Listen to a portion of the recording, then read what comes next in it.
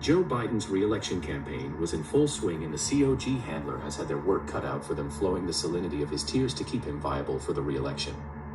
The DNC was hosting a Bensa Magos event at the Children's Center, in which Joe Biden came by with an assortment of Papa Legba-inspired figures. Joe took the regular photo ops while Bensa Magos and Papa Legba stood behind. Sometimes he would wear the makeup of one of the Vodun to get into character. He loved these events. Rolling up my sleeves and getting dirty among the masses, it would think. The campaign tour took him to the Middle East, where he toured the statue of Pazuzu and met up with the artist formerly known as the president. The former president had arrived the night before and partaking in the ritualistic ceremony, as was his purview. But the following day, the two presidents met up and partook in the meet and greets by the Pazuzu statue in the normal photo ops characterizing the modern era. But this was no time for relaxation. The former president dons his spacesuit. He met with the crowd for a quick photo ops at a local mall and proceeded to absert himself into the Mallift space elevator that connects Washington, D.C. to the low orbital COG satellite. From the satellite, Joe Biden's handlers could download the tear-flowing apparatus that kept his salinity viable for the alien presence. "We're glad to have you up here, sir," said Rona Crown. "Nobody knows how to handle the former vice president better than you." There was work to be done from the C.O.G satellite. They downsorted the former vice president's clear-flowing paradigm, which included a time dilation signal. The flesh android found himself on Air Force One flying to Antarctica. This has been several years earlier, but the Vatican helicopters in Air Force One landed in the Antarctic base to investigate the alien crash site.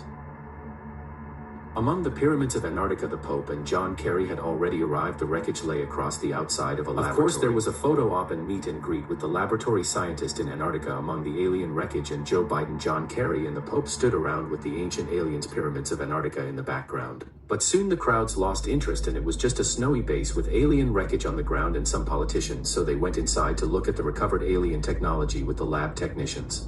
That detailed components of the alien craft strewn across the laboratory table. The analysts were performing research on the deconstructed alien flight control system. "It looks like a pile of junk," said Joe Biden. The Pope mentioned this was proof of God's works, and John Kerry said, "I wondered if they should take advantage of the situation and have a photo op."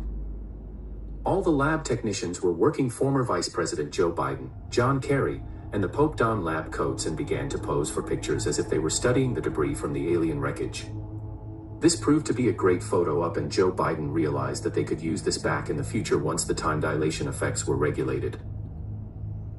But they took the photo op too far, because they actually thought that they were scientists, and they started looking at all of the components and offering their opinions on matters that they had no understanding of. For example, John Kerry would hold up some of the components and scratch his chin and say, "Interesting." Or the Pope would bless some of the components. The lab technicians took a break and went for lunch while the three dignitaries pretended to be scientists. Joe Biden said the science was settled. Meanwhile, back in the COG low orbital satellite, the former vice president has a photo op with Rona Crown and then activates the recovered ancient machinery. The energy beam fires down to the Antarctic pyramid. Suddenly the world turns inside out, and what formerly was perceived as spaceship debris now seems to be alien tentacles. This is very surprising to the dignitaries, but they seemed nonplussed. The aliens say now this is where the fun begins.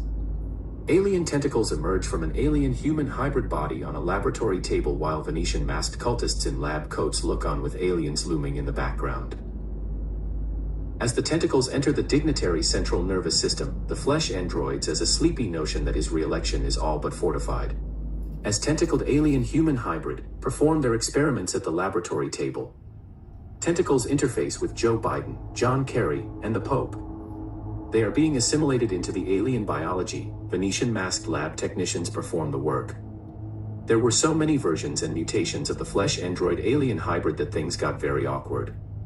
Next week in Washington, D.C., they decided to have a flesh android pageant to determine who would lead the free world.